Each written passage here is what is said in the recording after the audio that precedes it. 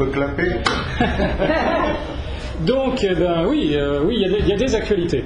Comme vous savez, d'ailleurs, c'est très intéressant parce que ce qui se passe aujourd'hui est complètement dans le cadre de ce que nous faisons dans cette nouvelle organisation qui a été créée de manière officielle le 9 juillet dernier, donc l'International Civil Liberty Alliance, Alliance internationale des libertés individuelles, en français dans le texte. Cette organisation aborde le sujet qui nous concerne tous sous un angle qui est légèrement différent par rapport à ce qu'on fait d'habitude. Nous sommes, l'ICLA, donc, une organisation de défense des droits de l'homme. Défense des droits de l'homme. Pourquoi ? Parce que tout simplement, il y a un système et des gens qui défendent un système. Ce système est attentatoire non seulement à la démocratie, à la République, mais tout simplement de manière plus fondamentale aux droits de l'homme. Le concept de la liberté est battu en brèche par un système qui est basé sur le concept de l'esclavage, la charia. Ce concept de la charia est poussé par des organisations. Ce qui nous arrive ici en France n'est pas un phénomène isolé. C'est un phénomène qui est massif, qui a des sources à l'étranger. Et le principal acteur, un des principaux acteurs de cette poussée, de cette tentative d'introduction de la charia dans nos pays, c'est l'OCI. C'est l'OCI, l'Organisation de la coopération islamique dont je parlais dans la dernière conférence. Ces gens-là se définissent eux-mêmes comme le nouveau califat, c'est-à-dire le représentant de l'Oumma, c'est-à-dire c'est ça le califat, c'est une sorte de califat mais qui n'est pas incarné par une personne mais par une organisation. C'est une organisation politico-religieuse, c'est une organisation extrêmement riche, extrêmement puissante, qui fait action sur des leviers qui ne sont pas évidents à voir d'ici de nos pays. Ce sont des leviers internationaux, les Nations Unies, l'OSCE, donc l'Organisation de la sécurité et de la coopération européenne, la Commission européenne, de nombreux organismes mondiaux dont finalement, au bout d'un certain temps, on s'aperçoit que quand la pression a été effectuée sur ces organismes, au bout de plusieurs années, ce n'est pas un mécanisme rapide, c'est un mécanisme qui est très lent mais par contre qui a une inertie écrasante. L'OCI met en branle des mouvements. Ce que nous sommes en train de voir aujourd'hui n'est qu'un des épisodes de la tentative de criminalisation des blasphèmes.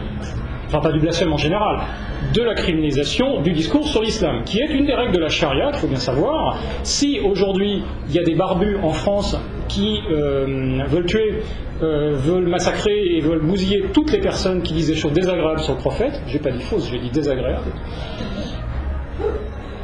Oui, parce qu'il y a une notion de diffamation qui n'est pas la même en français et dans la charia. La charia, la diffamation, c'est pas quelque chose de faux qui est prétendu sur quelqu'un, c'est quelque chose que quelqu'un ne veut pas entendre. Voilà. Or, même si c'est vrai, et c'est pour ça que le film qui a été tourné aux États-Unis, même s'il est mal tourné, est globalement, au niveau documentaire, juste. Il est globalement juste, à une très très grande majorité.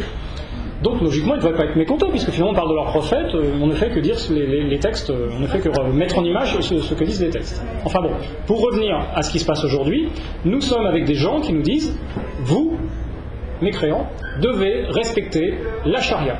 La charia qui vous interdit de dire du mal du prophète et de l'islam. C'est une loi qui est poussée à la pointe du couteau par les salafistes, mais qui est poussée de manière diplomatique et politique par l'OCI et différents autres organismes et gouvernements. La Turquie est très en pointe là-dessus, puisque la Turquie, ayant un statut de pays presque européen, ça leur permet de s'infiltrer en tant qu'Européens et de pousser de l'intérieur des revendications qui sinon seraient externes, celles de l'OCI. Mais il ne faut pas négliger cette action internationale de l'OCI qui est extrêmement puissante, puisqu'elle est longue, elle est répétée, elle est continuelle. Ce sont des actions de lobbying permanent, des actions de pression, des actions de corruption vis-à-vis de certains acteurs clés politiques, nationaux et internationaux. Et ce que fait l'OCI au niveau international arrive peu à peu jusqu'aux règles qui nous dirigent, nous, c'est-à-dire les lois qui sont votées par nos députés. Quand aujourd'hui, dans la crise qu'on est en train de voir, c'est pas une crise spontanée, il faut être au courant de ça, ce n'est pas du tout une crise spontanée parce qu'un zozo a fait un film. Le film, ce n'est qu'un épiphénomène. Ils ont utilisé le film dans leur stratégie globale d'avancée de la charia. S'ils n'avaient pas utilisé ça, ils auraient utilisé autre chose, notamment le processus d'Istanbul qui est un processus beaucoup plus retors et camouflé. Mais là, ils ont un événement qui leur permet de déclencher des émeutes, ils en profitent. C'est ce qu'on appelle une frappe d'opportunité. On voit une occasion, bing, on tape. Et c'est exactement ce qu'ils sont en train de faire. Ils ont d'ailleurs complètement mis de côté le processus d'Istanbul, qui était un processus un peu alambiqué, et là, grâce à ça, ils nous poussent des émeutes dans le monde entier, et vu la teneur et l'importance des émeutes et des désordres mondiaux, ils se disent, vous vous rendez compte, mais enfin, il faut faire usage de responsabilité quand on utilise la liberté d'expression. C'est ce qui s'appelle restreindre la liberté d'expression. Ceci donc est poussé au niveau international et finit par arriver, et d'ailleurs on le voit aujourd'hui de manière vraiment frappante, jusque dans la classe politique française. Aujourd'hui, quand on vous dit « Ah, la liberté d'expression n'est pas négociable, mais... » Mais quoi ?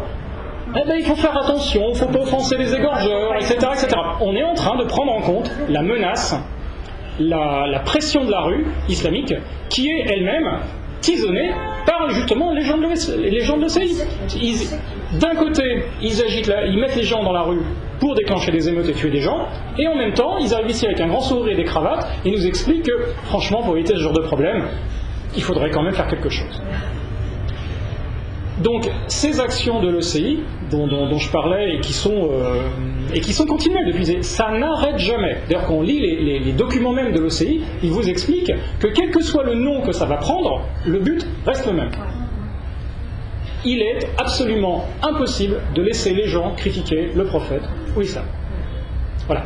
Et ça arrive chez nous, quand on a aujourd'hui des hommes politiques, des journalistes, des artistes, des faiseurs d'opinion qui sont dans les médias, etc., et qui vous disent « Oh, la liberté quand même d'expression, quand même, c'est un truc auquel on tient, mais... » Eh bien, on est en train de voir la main de l'OCI. Alors ça ne se voit pas comme ça. C'est simplement, on vous explique que bon, il faut faire preuve un petit peu de responsabilité, pas mettre l'huile sur le feu. Il y a tout un tas de bonnes raisons, hein, ça s'appelle de manière différente.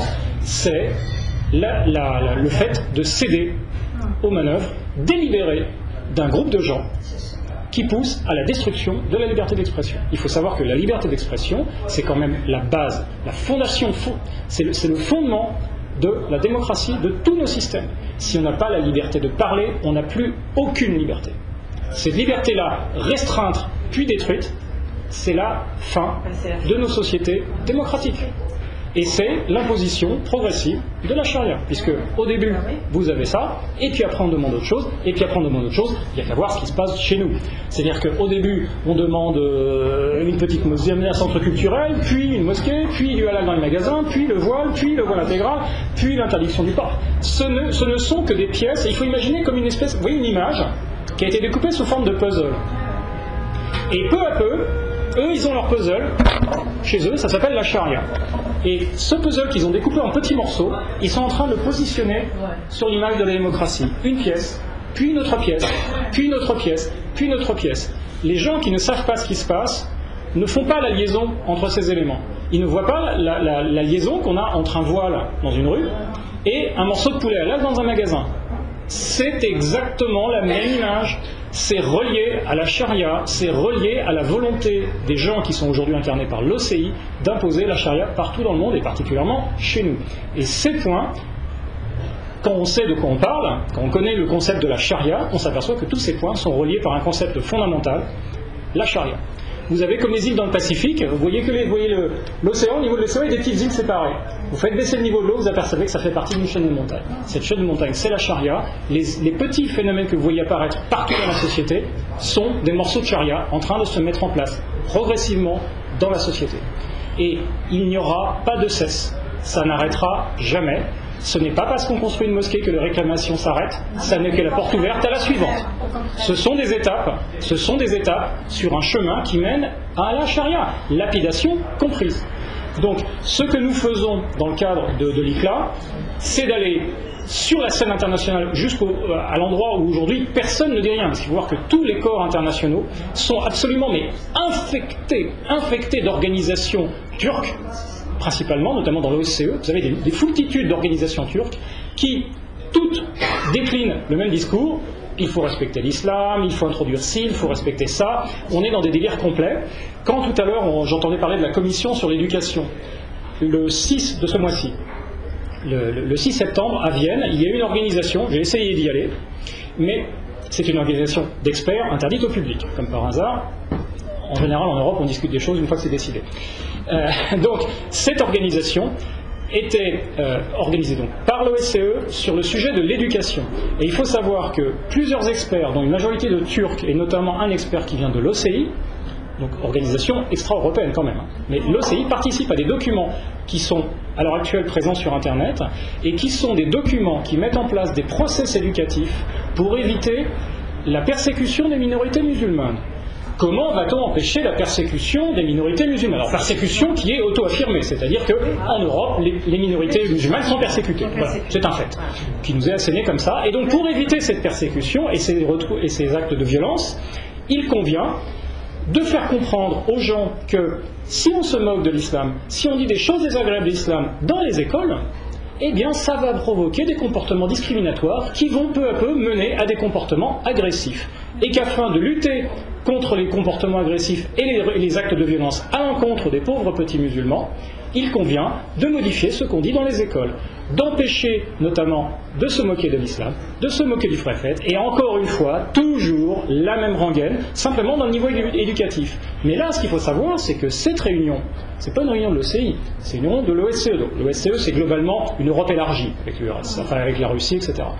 Et étaient présents à cette réunion des experts, dont beaucoup de Turcs, et des représentants des éducations nationales de différents pays européens. Et le but de cette réunion est d'implémenter des process éducatifs qui vont, à terme, après discussion, bien sûr tout ça c'est très lent, mais ça avance doucement, et ça se met en place, et quand ça sera mis en place, ça sera des choses que les professeurs feront dans leur classe, aux élèves. Et donc ça comprenait l'interdiction de se moquer des religions, l'interdiction de se moquer des gens en tant que musulmans, l'interdiction de se moquer du prophète. Et en plus, évidemment, puisque avoir une mauvaise opinion de l'islam, c'est parce qu'on ne le connaît pas.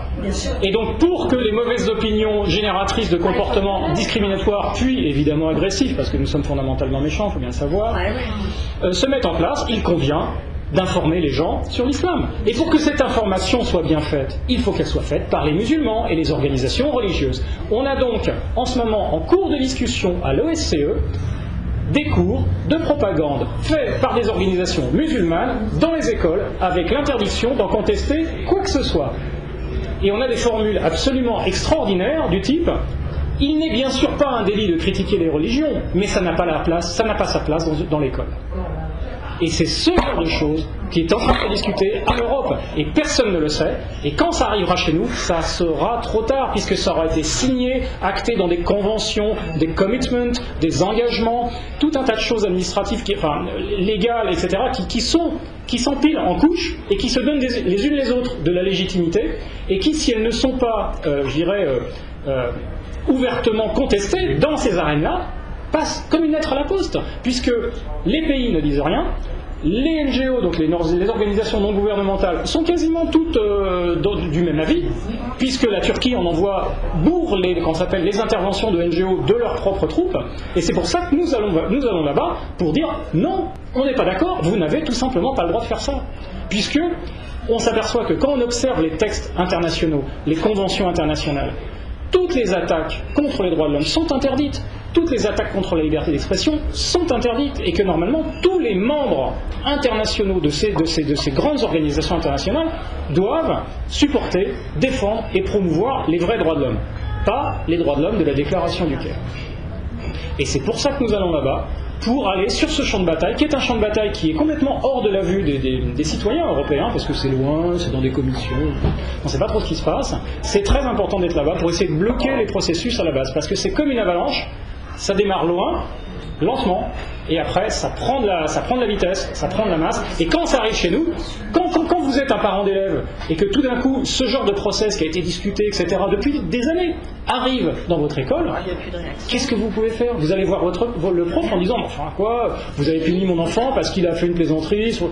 Ah, mais vous savez, c'est pas du tout bien, ça provoque... Vous avez un rouleau compresseur qui vous arrive, et vous voyez que la fin, à la vitesse où il est énorme, à l'époque où il est énorme, et où il est irrésistible.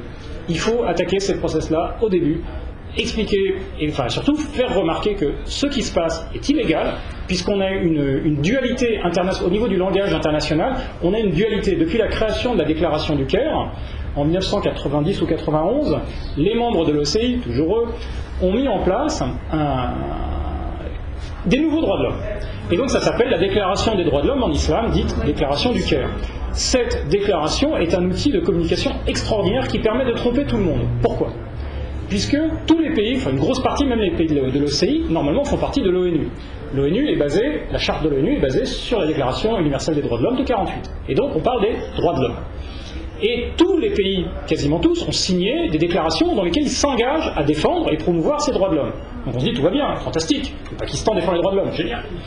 Sauf que depuis la création, eux savent très bien ce qu'est la charia, ils savent très bien ce que c'est que les droits de l'homme. Et donc du coup considèrent que nos droits, les droits de l'homme universels, ceux qu'ils considèrent être les nôtres, ne sont pas compatibles avec la charia. Donc, très compliqué, solution, plutôt que de dire non, nous les droits de l'homme on n'en veut pas, et d'avoir l'air de paria dans la communauté internationale, ils ont créé des nouveaux. Donc la Déclaration des droits de l'homme en islam, donc je résume simplement l'article 24 qui dit toutes les libertés données dans cette déclaration sont soumises au respect de la charia. Donc comme ça c'est pas compliqué. Les droits de l'homme au niveau de l'OCI, ça s'appelle la charia.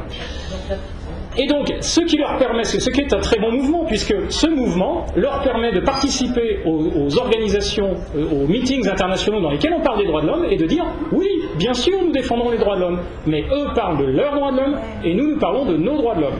Et il y a une formidable hypocrisie, parce qu'il y a une dualité de langage, en vérité, on est en train de mentir aux gens en faisant ça. Puisque les deux droits de l'homme ne sont pas compatibles. Simplement, ils ne précisent pas desquels droits de l'homme ils parlent, et donc ils induisent en erreur toutes les personnes autour de la table en faisant croire qu'on parle des droits de l'homme. Et là, encore, l'ICLA a pour but d'aller sur la scène internationale et de dire la présence de ces gens dans le Conseil des droits de l'homme de l'ONU n'est pas normale, puisque ces gens ont signé une autre convention qui est incompatible avec la convention qui régit cette assemblée, et nous devons soit demander à ces gens qu'ils changent leur conception des droits de l'homme, c'est-à-dire qu'ils déclarent clairement non, nous n'appliquons pas les droits de l'homme de la Déclaration du Caire, ou qu'ils partent. Il n'est pas possible de discuter avec des gens qui ont une définition des droits de l'homme qui est l'inverse de la nôtre, et de faire croire et de jouer de faire semblant de croire que tout le monde parle de la même chose. C'est un état de duplicité énorme. Et il est important d'aller montrer cette duplicité, ces actions, de mensonge, c'est de l'attaquia, on est complètement dans l'attaquia, c'est-à-dire qu'on ment, et le problème c'est qu'il y a une énorme hypocrisie des pays occidentaux qui par peur, par convention, enfin bref, pour tout un tas de très mauvaises raisons, rentrent dans ce jeu-là, ne dénoncent pas la duplicité, ne dénoncent pas le mensonge, et du coup se retrouvent à collaborer avec des gens qui sont objectivement les ennemis des droits de l'homme. Il faut savoir que tous les signataires de la Déclaration du Caire, vu ce qu'il y a dans la Déclaration du Caire, sont des ennemis objectifs des droits de l'homme. Et c'est l'objet de la déclaration qu'on a fait à Bruxelles. On dit voilà, il faut nommer les choses. Et aujourd'hui, quelqu'un qui a signé, qui fait partie de l'OCI, qui a signé la Déclaration du Caire, est un ennemi des droits de l'homme. Il faut le dire, il faut le reconnaître, et en tant que tel, en tirer les conséquences. Quand vous avez un zozo qui vient de l'OCI nous expliquer comment doivent s'appliquer les droits de l'homme chez nous, mais c'est grotesque, hein. C'est absolument grotesque. Comment quelqu'un qui est l'ennemi objectif des droits de l'homme peut-il oser venir nous donner des leçons sur la manière dont fonctionnent les droits de l'homme chez nous? C'est tout simplement pas possible. Et cette mascarade doit s'arrêter. Et quand nous avons le gouvernement français qui reçoit le 23 juillet les ambassadeurs de l'OCI qui organisent un iftar au sein du Quai d'Orsay, et qu'après M. Fabius, ministre qui est censé représenter la France, explique à ces gens-là qu'il va développer les liens d'amitié avec l'OCI, une organisation religieuse qui est promotrice de la charia, ennemie des droits de l'homme. Comment une telle horreur est-elle possible? Comment un individu comme ça peut-il rester en place? Ce n'est tout simplement pas en son pouvoir. Alors, il faut savoir qu'il y a une double violation qui est assez intéressante. Première violation, Laurent Fabius explique que la France est l'ami de l'islam. C'est quand même assez fantastique. Un ministre d'une nation et d'un État laïque explique qu'un État laïque est l'ami d'une religion. Je rappelle quand même que la loi de 1905 dit la France ne reconnaît aucune religion. Donc comment peut-on être l'ami de quelque chose qu'on ne reconnaît pas? Et deuxième absurdité, il prétend développer des liens d'amitié avec une organisation religieuse qui fait la promotion de la charia et qui est l'ennemi objectif des droits de l'homme. Il n'en a tout simplement pas le pouvoir. Il faut savoir que la France Et c'est pour ça qu'il faut aller au niveau international. La France s'est déjà engagée internationalement à défendre les droits de l'homme. On n'a tout simplement pas le droit d'instaurer la charia chez nous, même une petite partie, puisque c'est une atteinte aux droits de l'homme. Et donc, ce que font aujourd'hui nos gouvernants, en implémentant ou en permettant l'implantation de règles de la charia dans notre société, est illégal. Ils n'en ont pas le droit. Parce qu'ils se sont engagés dans des traités internationaux qui ont plus de valeur que les lois normales, ils se sont engagés à défendre les droits de l'homme. Et donc, ce qu'ils sont en train de faire aujourd'hui, c'est totalement illégal. Ils n'ont aucune légitimité. Ils n'ont aucune légitimité à faire ça. Et ça, il faut quand même qu'on aille le dire sur les scènes internationales. Vous n'avez pas le droit de faire ce que vous êtes en train de faire. Et évidemment, ce qui se fait aujourd'hui est une affaire d'influence, de lobbying, de gros sous, de pétrole, d'investissement. Tout ça, et sans parler du clientélisme politique, etc. Mais ceci est absolument illégal. Les hommes politiques qui font ça sortent de leur pouvoir. Ils sont en train de faire un abus de pouvoir et ils violent le mandat qui leur a été donné.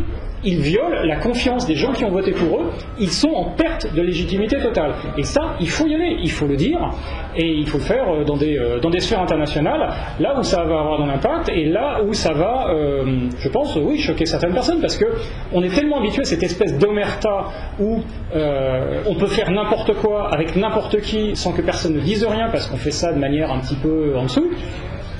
Ben voilà, c'est le rôle de l'ICLA, on arrête l'épaule à gratter, on va aller là, alors on est à la poignée de gravier dans les rouages, et on va dire non, vous n'avez pas le droit, et nous sommes des citoyens, et nous avons le droit de vous rappeler à votre devoir. Vous êtes en train de faire quelque chose d'illégal. Mais il y a la fameuse loi que quand le gouvernement ne fait pas ce qu'il doit, on a le droit de se rébeller, etc. C'est dans la Constitution de la France. C'est dans la Déclaration des droits de l'homme et du citoyen de 1789. Oui, on a le droit de se rebeller. On a enterré le droit de se rebeller, et en l'occurrence, on a de toute manière, en tout cas, le droit de demander des comptes. Ça, c'est l'article 10, je crois. C'est l'article 10. On a le droit de demander des comptes aux gens qui nous gouvernent. Et ce qui se passe aujourd'hui, c'est que les gens laisse faire n'importe quoi. Laisse faire n'importe quoi. C'est pas seulement une décision, je dirais, un petit peu limite, c'est de la franche illégalité. C'est de la franche illégalité. Et là, il faut remonter vraiment aux engagements fondamentaux de la France, qui sont aujourd'hui totalement oubliés parce que les citoyens ne s'intéressent pas à la politique, ne s'intéressent pas aux grands principes. C'est un tort, puisque les grands principes, eh ben, ils sont rognés par des petites manœuvres comme ça, qui peu à peu délitent, détruisent, désintègre la structure même de nos sociétés démocratiques. Et ça, c'est extrêmement grave. C'est pas juste une petite mosquée par-ci, par-là. C'est une attaque fondamentale qui a pour but de détruire vraiment la démocratie. Alain, tu dis que le but final c'est la charia, mais c'est aussi le fait qu'ils ne reconnaissent aucune religion. De toute façon. Non mais ça c'est la charia, ça fait partie de la charia. Ça fait partie de la charia. Voilà, il faut savoir que la loi de Dieu, quand elle a été révélée par Mohammed, était abrogative de toutes les religions. Abrogative de toutes les religions, donc ça veut dire qu'on n'existera plus. C'est-à-dire pour eux, on n'existe pas. C'est une guerre civilisationnelle totale. Le système chariatique, quand il se met en place, est un système qui détruit de manière intégrale notre système. Il n'y a pas de possibilité de négociation entre les partisans des deux systèmes. Et aujourd'hui, laisser agir des activistes politiques, parce que ce sont très clairement des activistes politiques déguisés en religieux, n'est pas tolérable. Le discours sur la laïcité, j'entendais tout à l'heure parler de laïcité. Il faut savoir que la polémique sur la laïcité est presque à côté de la plaque. En ce qui concerne l'islam, on n'est pas dans un problème de laïcité. Pourquoi ? Eh bien parce que tout simplement, la laïcité, c'est une règle de séparation de l'État et de l'Église. Et donc ça ne gère que les problèmes religieux, en théorie. Sauf que là, l'islam est un objet nouveau. L'islam est un objet politico-religieux. C'est-à-dire c'est un objet hybride dont la partie politique est indissolublement liée à la partie religieuse. Ce qui fait donc, et ça personne aujourd'hui ne le dit, l'islam ne rentre pas dans la loi de 1905. Il faut quand même se rendre compte de ça. L'islam ne rentre pas dans la loi de 1905. Le cadre de la loi de 1905 est fait pour des organisations religieuses et non pas pour des organisations politiques. Et on peut pas en France même s'attaquer Eh ben regarde, héros qui demande aux gens de porter plainte s'ils se sentent offensés par les... C'est grotesque. C'est grotesque. C'est grotesque. Tout simplement pourquoi? Parce que la démocratie, c'est l'espace politique dans lequel il est permis de contester les idées des autres. Si à partir du moment où on considère qu'exprimer des idées devient éventuellement un délit, on sort du champ de la démocratie. Jusqu'à présent, tant qu'une organisation religieuse n'a pas réussi à prouver que son Dieu existait, les convictions religieuses sont de l'ordre de l'opinion.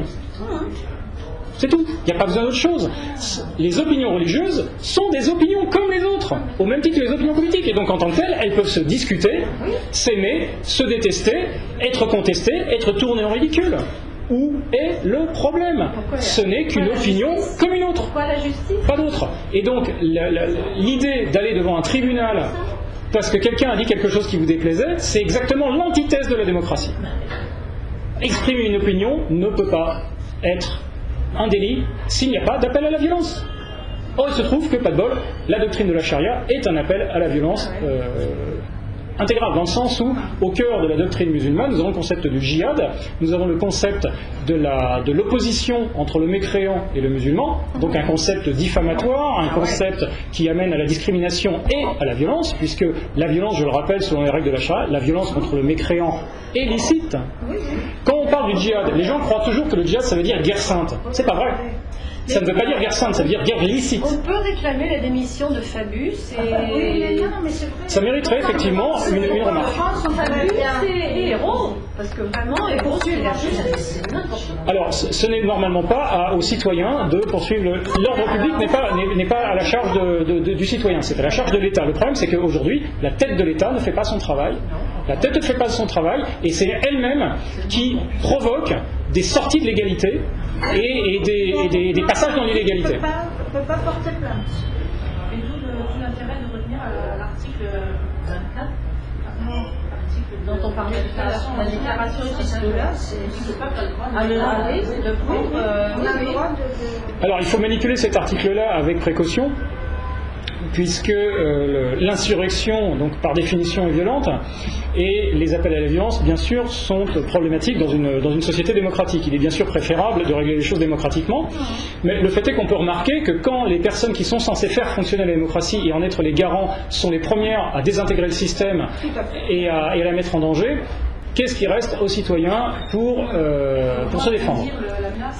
Alors, il y a le bulletin de vote, tout simplement, c'est-à-dire d'émettre les gens qui trahissent leur mandat et qui trahissent la démocratie, et surtout qui trahissent leur fonction même. C'est-à-dire que ces gens-là ne font pas leur travail.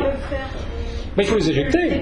Il faut les éjecter par des élections. C'est la méthode démocratique. Alors les Allemands ont un article très intéressant dans leur constitution, c'est l'article 20.4, qui dit que au cas où même un gouvernement démocratique est en passe de laisser instaurer un système non démocratique, le peuple allemand a le droit et le devoir de rentrer en insurrection, y compris violente, par le biais d'une guerre civile. C'est marqué dans leur constitution, hein. Y compris oui, mais ça a été mis dans leur constitution suite à la Seconde Guerre mondiale, où Hitler est arrivé de manière démocratique au pouvoir. Et donc la démocratie peut être, détournée et dévoyée. Et d'ailleurs, ça se voit très bien en ce moment, d'ailleurs, dans les pays d'Europe. Il faut être conscient de ça. Les frères musulmans qui sont présents chez nous, l'UEIF, ce sont les frères musulmans. Les frères musulmans sont les premiers amis de la démocratie. Ils ont très bien appris la manière dont fonctionne la démocratie, et ils utilisent les outils démocratiques pour détruire la démocratie, pour s'infiltrer dans tous les rouages de la société et peu à peu la pervertir et la détruire. Ce qui se passe en Égypte est un cas typique de démocratie détournée. Les frères musulmans sont arrivés au pouvoir légalement et sont en train de détruire légalement la démocratie. Ils sont en train de mettre en place très très rapidement un système totalitaire basé sur les règles de la charia qui détruit tout ce qui peut rester de démocratique, il n'y en a déjà pas beaucoup, enfin qui va détruire tout ce qu'il y a de démocratie et de droits de l'homme en Égypte, de manière légale et démocratique. Il faut se méfier des gens qui ont appris à faire fonctionner la démocratie en détournant le système démocratique, parce que la démocratie n'est pas si mal faite que ça. Il y a des garde-fous, sauf qu'aujourd'hui ces garde-fous sont systématiquement oubliés, négligés et laissés dans l'ombre pour permettre cette manipulation. Ce que j'appelle, moi, une ingénierie hostile. Il y a des gens qui aujourd'hui sont en train de tordre la structure de nos sociétés, peu à peu, de manière lente, mais d'une manière qui ne va pas du tout dans le bon sens. Et cette ingénierie, qui est une ingénierie hostile, puisqu'elle a pour but de détruire notre société, cette ingénierie tient compte de la manière dont fonctionne la démocratie. Sauf que les personnes qui sont censées défendre la démocratie, nos gouvernants, les élus, etc., n'utilisent pas les garde-fous qui empêcheraient... Alors ces garde-fous, par exemple, quand vous voyez la Convention européenne des droits de l'homme, document fondamental puisqu'il fonde l'existence de la Cour européenne des droits de l'homme, qui est la référence ultime en Europe de ce qui est faisable et pas faisable en ce qui concerne les droits de l'homme.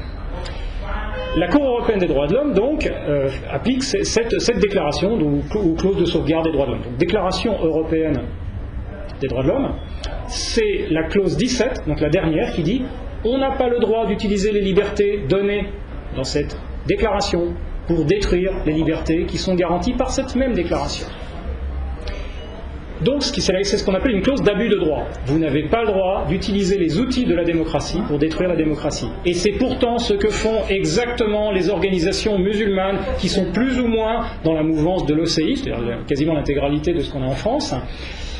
Elles utilisent les outils de la démocratie, notamment par exemple la loi 1905, parce que, prenez le cas tout simple de la construction d'une mosquée. Qu'est-ce que c'est qu'une mosquée ? Une mosquée, c'est une maison de la charia. C'est-à-dire que c'est une maison qui a pour but d'implanter la pratique de la charia là où elle est, de la diffuser dans la société, de l'enseigner aux gens et de faire que les gens la respectent. Ça n'a pas d'autre fonction. Comment se fait-il qu'un tel bâtiment puisse être construit dans un pays des droits de l'homme, sachant que la charia est un système destructeur de la démocratie et des droits de l'homme ? Comment cela est-il possible ? Eh bien tout simplement parce qu'à un moment donné, une organisation arrive dans une mairie, va voir un maire et dit « Au nom de la loi de 1905, nous voulons construire un bâtiment cultuel. » Ils utilisent... Non, cultuel. Une mosquée, c'est un bâtiment cultuel. Non, mais culturel, c'est quand ils veulent prendre des subventions en plus. C'est genre l'Institut des cultures d'Islam qui est en train de nous faire de l'honneur. Donc, ils arrivent en disant « Nous voulons que vous nous appliquiez la loi de 1905. » Donc, ils utilisent un outil de la démocratie, en l'occurrence de la République française, en disant nous demandons l'exercice d'un droit, celui qui est de construire un bâtiment cultuel. Sauf que, comme je disais tout à l'heure, un islam qui contient la charia est un objet politico-religieux. Or, la loi de 1905 n'autorise nullement à construire un bâtiment politique diffusant une idéologie totalitaire, incompatible avec les règles de la société et les droits de l'homme. La loi de 1905 n'autorise nullement ça. On a donc un détournement de la loi de 1905 avec une mascarade religieuse en disant « Mais si, nous rentrons dans la loi de 1905 puisque nous sommes des religieux. » Et une fois que le bâtiment est construit, on diffuse de la charia qui est un ensemble de règles politiques, puisque la charia prétend organiser la société. Or, la définition même de la politique, c'est ce qui organise la société. Et dans les pays démocratiques, ce qui organise la société, c'est la loi faite par les humains, voté par les hommes, dans un système, en l'occurrence chez nous, démocratique. C'est ça la politique. Et la politique, chez les musulmans, dans la doctrine musulmane, la politique, elle a été faite par Dieu. Elle a été faite par Dieu, puisque l'organisation de la société, elle n'est pas votée par les gens, elle est décidée par Dieu et appliquée par les hommes. On peut faire là.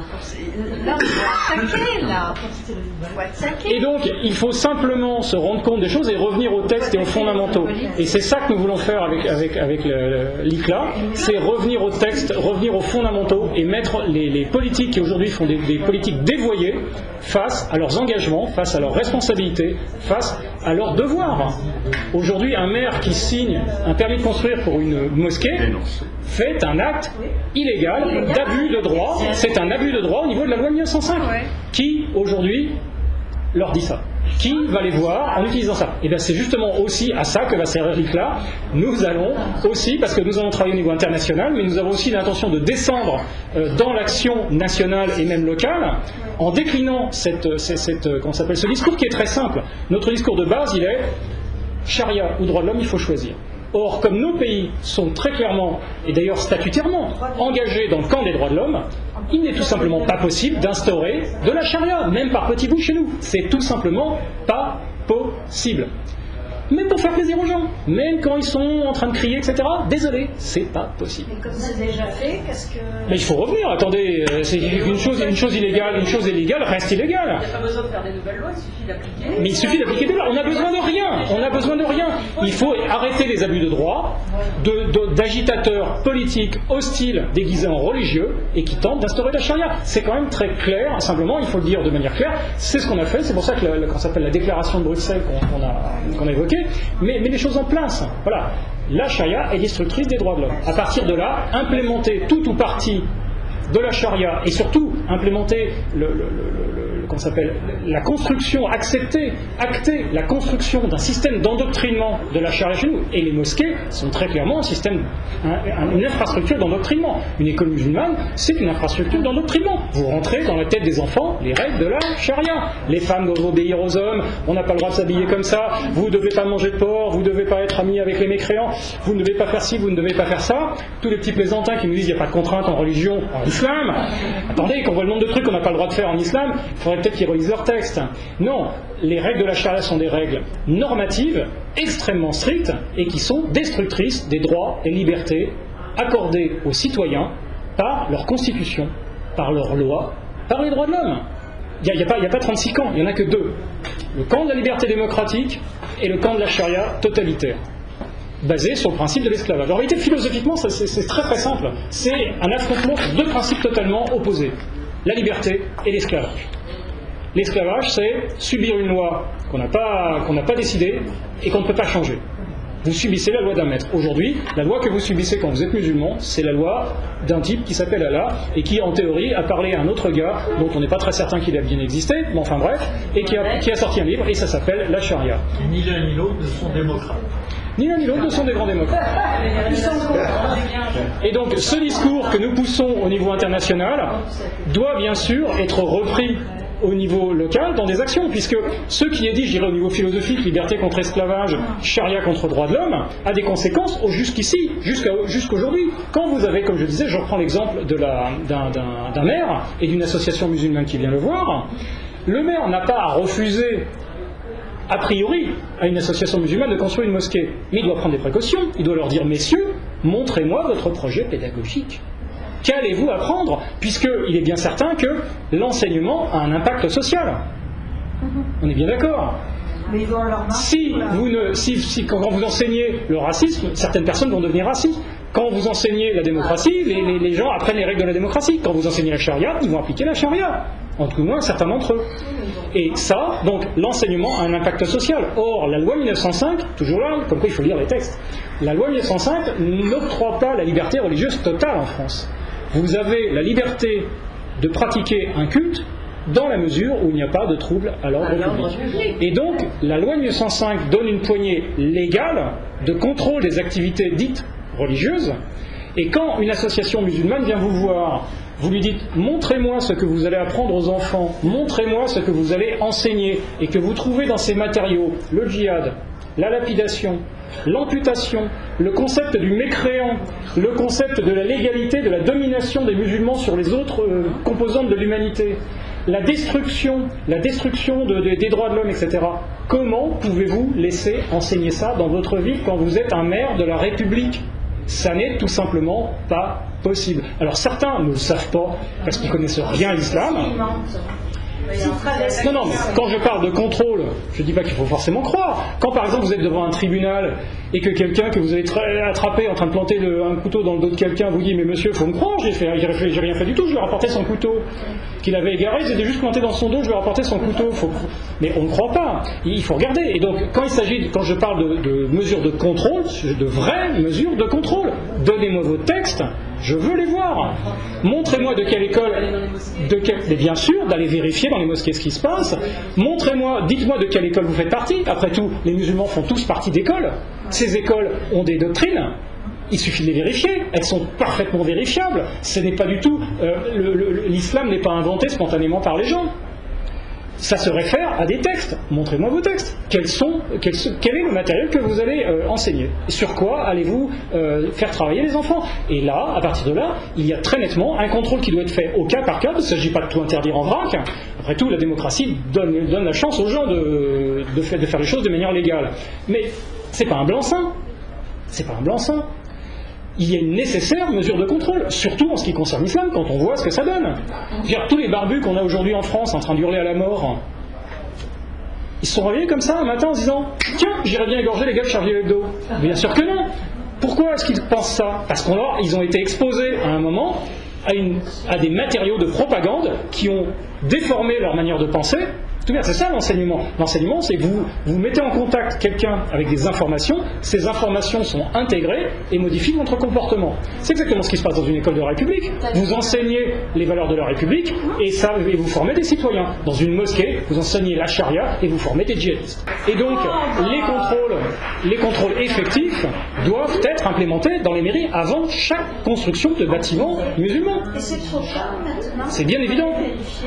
Mais non, c'est pas trop tard. C'est bien sûr que non, c'est pas trop tard. Il suffit d'un moment de le faire. Et comme je disais, à un moment, les choses ne vont pas se faire tout seul. Pourquoi? Parce qu'aujourd'hui, le lobbying musulman est très très fort.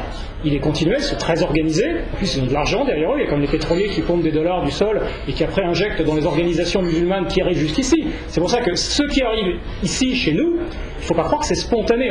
On essaie de nous faire croire depuis quelques années que l'islam a des racines européennes, patati patata. C'est du grand n'importe quoi. Aujourd'hui, la pénétration de la doctrine islamique de la charia est une manœuvre qui est orchestrée de l'extérieur. Ce sont des organisations étrangères hostiles à nos systèmes politiques qui poussent systématiquement l'imposition de la charia de manière progressive. Les acteurs aujourd'hui musulmans en France, qui sous forme de CFCM, sous forme d'associations diverses et variées, sont des agents de l'étranger qui cherchent à amener dans nos systèmes politiques un système politique étranger et destructeur. Ils sont aujourd'hui objectivement des gens hostiles, qui sont des acteurs ce que j'appelais une ingénierie hostile. Ils sont en train de modifier les rouages de la société pour le transformer en autre chose que ce que c'est aujourd'hui. Ce n'est très clairement pas tolérable, ça doit être dit, on doit montrer les acteurs et on doit démontrer la manœuvre. Et c'est ce qu'on fait parce que ça démarre d'une manière internationale. Et ça va jusque dans les réalisations tout à fait concrètes, c'est-à-dire le petit centre culturel pris par des barbus en face de chez vous, la mosquée, le poulet halal dans votre magasin. Tout ça, ça vient de l'étranger et ça n'a pas un but religieux. C'est une manœuvre politique hostile. Voilà. Et c'est le cadre de notre travail et c'est ce qu'on va essayer de faire. On va le dire au niveau international, on va le dire au niveau national et on va le dire au niveau local. On est prêt à venir partout. Il faut que ce soit... C'est une question de cohérence. Aujourd'hui, les acteurs politiques ont un discours totalement incohérent. Ils nous disent, voilà, on défend les droits de l'homme, on défend la démocratie, et en même temps, au nom de la démocratie, on défend le droit de construire des mosquées. C'est d'une incohérence absolue. Ces gens font de la désinformation, soit ils sont totalement ignorants, soit ils enfarinent littéralement les citoyens, en leur faisant passer pour de la tolérance et de la démocratie, ce qui n'est que de la corruption, ce qui n'est que de la corruption du système politique, et ce qui n'est que de la compromission avec des acteurs hostiles. Quel est leur intérêt à collaborer? Exemple concret, la mairie de Paris. Pourquoi la mairie de Paris va-t-elle construire 2 mosquées aux frais du contribuable à Paris, sous nom de Institut des cultures d'islam? Pourquoi? Eh bien tout simplement, vous voyez pendant la campagne électorale, avant la campagne électorale, on a notamment un des directeurs de mosquées qui nous dit, moi, Daniel Vaillant, c'est moi qui l'ai fait élire. Vous avez ensuite ce même recteur, Hamza, pour ne pas le nommer, qui, à la tête d'un groupement d'imams, dit « Voter Hollande, c'est voter halal ». On est dans la manœuvre politique. Mais pourquoi c'est de la manœuvre politique? Ça n'arrive pas tout seul. Vous avez Al-Qaradawi, le célèbre prêcheur des frères musulmans qui a été interdit d'arriver au Bourget, qui a été invité par les frères musulmans en France, donc l'UEF, au Bourget. Donc l'individu qui dit Hitler a donné une bonne leçon aux juifs, mais c'est les musulmans qui vont la terminer. Donc un grand démocrate devant l'éternel. Cet individu qui avait déjà été invité par l'UEF, déjà au Bourget, je crois en 2000 ou 2002, voilà, dans ces eaux-là, nous dit comment se fait-il? Vous êtes 5 millions, comment se fait-il que vous n'utilisiez pas votre pouvoir politique pour modifier la société?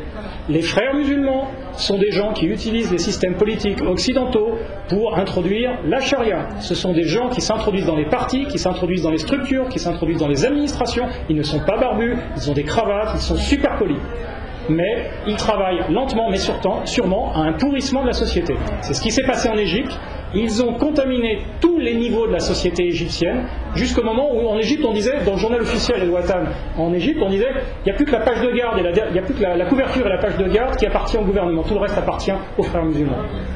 Toutes les structures de la société ont été imbibées par l'action sociale et culturelle des frères musulmans. Et c'est exactement ce qui se passe en France. Les frères musulmans sont très impliqués dans les activités culturelles, dans les activités éducatives. Ce sont eux qui sont en pointe dans les constructions de madrassas, d'écoles musulmanes, d'écoles confessionnelles. Ils ont compris qu'en formatant l'esprit des enfants, on avait formaté les futurs adultes. Aujourd'hui, tous ces barbus hystériques que vous avez en France sont des gens qui ont été formatés par des matériaux de propagande qui sont venus de l'extérieur, qui sont issus de l'extérieur et qui ont pour but de retirer du corps de la nation française des individus pour les transformer en ennemis de cette même société. Vous ne pouvez pas être dans le camp de la charia et dans le camp de la France. Il faut savoir qu'une des règles de la charia fondamentale, du système de la charia fondamentale, c'est que les musulmans se considèrent comme faisant partie d'un ensemble supranational qui s'appelle l'Oumma. Cette Oumma est structurellement en guerre avec le reste de l'humanité, pour l'éternité, jusqu'à ce que le reste de l'humanité soit soumis aux règles de la charia. Aujourd'hui, se prétendre un musulman pratiquant faire partie de l'Oumma, c'est se prétendre faire partie d'un groupe humain hostile et qui rejette l'idée de la nation, qui rejette bien évidemment l'idée de la démocratie, de la République et des droits de l'homme, ça je crois qu'on avait compris, mais surtout d'un groupe humain hostile au reste de la société. C'est très clairement une activité subversive. Vous êtes en train d'arracher des citoyens de la nation française pour les faire rentrer dans l'Oumma qui a pour but la destruction de la nation française. Comment, encore une fois, comment cela peut-il être permis par nos élus? Comment cela est-il tolérable? C'est une activité de type subversif, Il a fait un hostile. discours au Louvre en disant que notre civilisation doit beaucoup à l'islam, François Hollande. Voilà, donc ça c'est la reprise de la propagande qui est en ce moment très très poussée par notamment les frères musulmans. C'est pas l'extérieur qui lui a demandé de faire ça, c'est pas étrange, c'est lui le président. C'est une ligne de communication. Donc cette ligne de communication, c'est-à-dire l'islam fait partie de l'Occident. C'est une ligne de communication qui est elle-même poussée par les frères musulmans. Encore une fois, les frères musulmans sont des gens très intelligents qui travaillent beaucoup la communication. Cette ligne de communication a pour but de nous faire comprendre et de nous faire accepter l'idée que l'islam étant constitutif de l'Europe, il ne partira plus jamais. C'est-à-dire, nous sommes ici, nous avons toujours été ici, et nous ne partirons jamais. Et donc faire oublier et faire gommer l'idée, parce que les Européens se rendent bien compte de l'altérité du système de la charia en disant « qu'est-ce que c'est que ce truc ?» Et les gens nous disent « mais non, ce n'est pas un système étranger qui cherche à s'impliquer chez vous, il a toujours été chez vous. Et d'ailleurs, votre système est d'ailleurs inspiré de ce truc-là, donc ne cherchez pas à l'enlever, ne cherchez pas à lutter contre, ça fait partie de votre identité, c'est déjà derrière vos barrières identitaires, vos barrières d'anticorps qui vous défendent contre les agressions extérieures. Les gens sont en train de nous expliquer « mais non, l'islam est déjà dedans, donc vous ne pouvez plus rien faire, il n'y a plus d'action possible, c'est déjà fait comme ça. » Et d'ailleurs, des gens comme Tarek Oubrou, le grand ami de M. Juppé, qui, quand il parle de l'islam, quand il parle des frères musulmans en Égypte, avec un sourire et un amoureux, « oh, les frérots, oui, on va bien voir comment ils vont faire, les frérots. » Les frérots qui tuent, qui assassinent, qui massacrent les Coptes. Voilà, les frérots. Ben oui, on a des frères musulmans en France, et cette organisation, qui bien sûr devrait être interdite, il est bien évident que d'ailleurs ça va être le thème de travail de Vérité, Valeurs et Démocratie, mon autre association. Nous allons faire des conférences pour expliquer le travail des frères musulmans, ce que font ces gens dans notre pays, le travail éminemment nocif de ces organisations, qui sont des organisations étrangères implantées en France pour un travail subversif. Ces gens-là sont extrêmement nocifs, il faut interdire l'UOIF. Obama, son premier discours, ça a été... Je vais arrêter de parler sinon... L'islam a toujours existé aux États-Unis. Oui, c'est le même discours partout.